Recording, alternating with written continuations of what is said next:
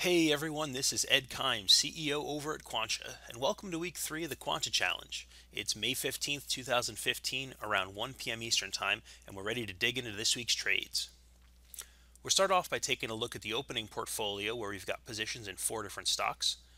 Based on the last 2 weeks of bull and bear trading, we are long Merit Medical and Cirrus Logic, and we are short TD Ameritrade and Las Vegas Sands. Over the past 2 weeks, we haven't placed any closing transactions yet, and nothing's expired. And our total account value is up about nearly 4%. So we're in good shape right now. Of course, this is using last pricing, and if we were using bid ask, or we were using especially around the market pricing we would use to close this, our positions would probably not look as good. But let's dig into the bull of the day. And Zacks bull of the day is American Railcar. They were recently trading around 56, 57, and they sell, lease, and maintain hopper and tank rail cars. No surprise there. Recently, they had a monster earnings call where they beat the consensus estimate by 1/3. And not only that, but they were able to talk about some of the upwards earning revisions they've got that have moved the consensus now from 491 up to 546. Part of this, which is really interesting, that comes out from the article written up on Zacks.com, is the fact that there are some new governmental regulations that are driving near-term rail car upgrades. So over the next several years, a lot of operators are required to upgrade rail cars to meet new regulation requirements. And of course, that positions American Rail Car in a great situation to be in. And unlike most of the stocks I've seen, this is actually the first time I've noticed since we've been doing the research with the Zacks Bull and Bear of the Day, is they have A scores across the board at all the key metrics that are used to measure with the letter grades. And having that across the board is a great sign for a company. So let's head over to Quantcha now to see if we can find a great bullish trade for American Railcar. On the dashboard, I'm just going to plug in the symbol here and select the expiration. And from the expiration drop-down, you can see there are 3 months we have to work with here. If we select out to the 7-month period, you can see the implied volatility is pretty consistent, right under 40%. Looks like about 35 to 40 for this period. And really, the only expiration we can work with is this June 19th one, given that we're only running through the end of June for our campaign here. You'll also notice that this comes in right after a dividend date, so the ex-dividend marked by the green here. So that'll be something for us to be aware of because we have a bullish perspective that the stock should drop a little bit based on the amount of the dividend that's given out that day. Now I'm going to reset some settings here just to get a fresher view on things. We're set up from last time, so if we take a look at the range for American Rail Car here, we can see that there's actually some, the volatility is right at 35%. The put and the call break even are showing some good movement expected over the next 5-6 weeks. So now we've got a lot of put open interest at the low end and some good call open interest spread out, and all the volume in calls today has been right here at the 60 strike. But we are going to be bullish here, and we're going to go. We're going to go moderately bullish, and we can see that you'll notice here that it's a negative 0.64%. That's accounting for the dividend that's going to be taken out of the stock before expiration. So when we say moderately bullish, we're saying no change in the underlying up to a certain amount of change here based on the implied volatility. But really, the important thing here is that this already accounts for that dividend. So you can say that this is kind of a flat performance up through a bit of performance. And we'll just work with those numbers. And being moderately bullish, we can see there's a variety of trades here. In general, we don't want to go with anything range bound just because we are making a directional play here. And I also like to, for cases like this, pop everything up to about a 0% minimum return just to make sure that within the view that we have here, which is bullish, we're going to see some profit if that view turns out to be correct. Now there's this looks like a pretty good trade here. And there's 2 options here that I like. There's the bull put spread, which is the buying the 50s, selling the 60s, and this would give us a nice potential return, meaning that if we do top out at that $60 point or higher, we're looking at a nice 66% return. There's also one with a higher minimum return, meaning that as long as the stock ends, or as long as the stock closes within our range or better, we'd be looking at least this amount, which is always good. But given how glowing the Zacks review is, I'm inclined to go for the bull put spread here. That gives us a little bit higher potential. And if we kind of move around a little bit, we'll take a look. And this is actually a pretty nice trade based on the numbers right now. The earnings is after expiration. We do have to worry about the ex-dividend date. There's, of course, liquidity issues that you're going to see a lot with a lot of lesser traded stocks. Price range is unlikely, but again, we are being directional here. The trade looks like it's likely to be profitable, meaning that most of the price points based on their probability are profitable price points for the end position for the stock. And also the average return is above zero, which is nice. That's actually not something you could take for granted when making trades like this. Now, one thing I notice here is the total risk for the legs is 595. We had put in a budget of $1,000, so Quantcha is kind of figuring out for that total investment, including the commission and fees and so on, how well we can do. And it's only one leg for each, or I should say, it's a quantity of one, if you will, for this spread. And I feel like we could do a little better than that. Like I said, the review is really glowing, so I'm going to go ahead and move that up to, let's just say 1,500 for the sake of getting ourselves up to two legs.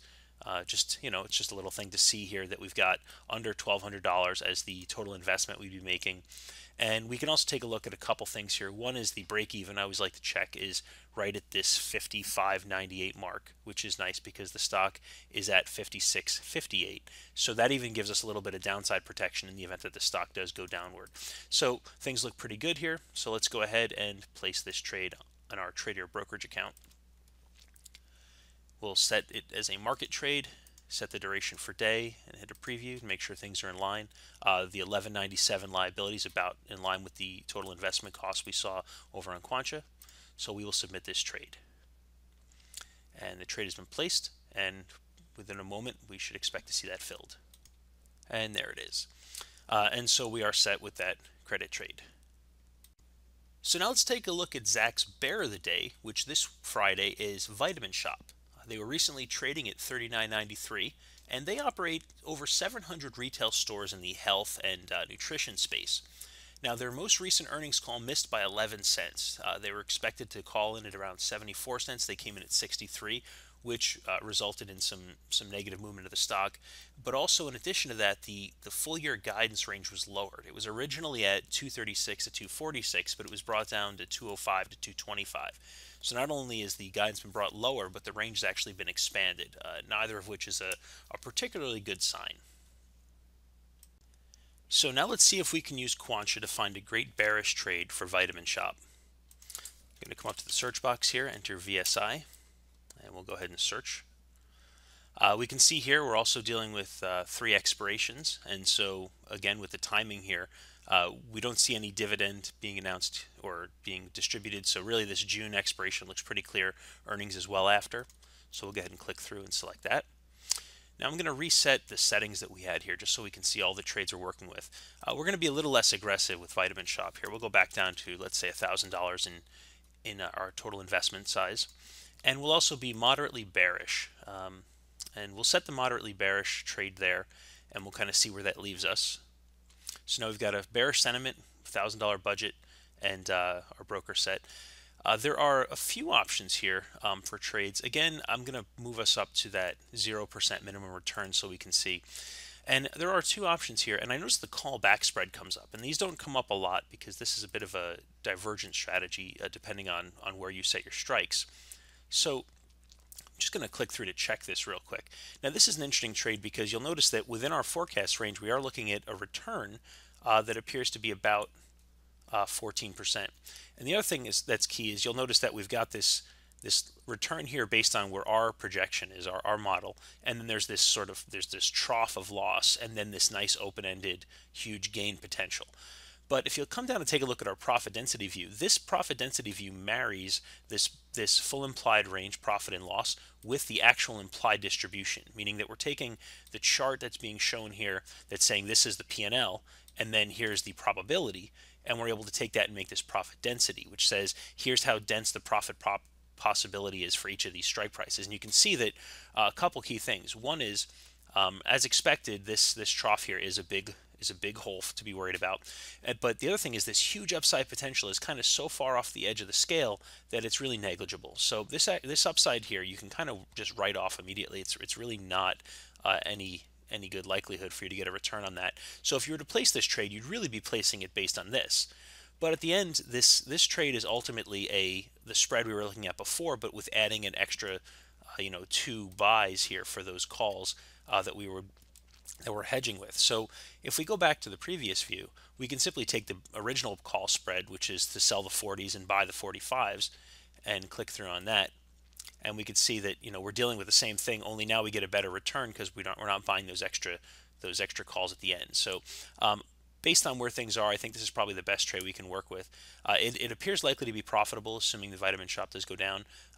The average probable return is not great, but again, we are placing a directional trade here. We are expecting the stock to move in the direction we're looking at. So I'm just going to go ahead and click Place Trade, and we'll head back over to our Trader brokerage account. I'm going to set it as a market trade for the day. We'll hit the preview to make sure that we're still in line here. That the total liability we're looking at, again, yet another credit trade. So we are very much on the credit trade side of things.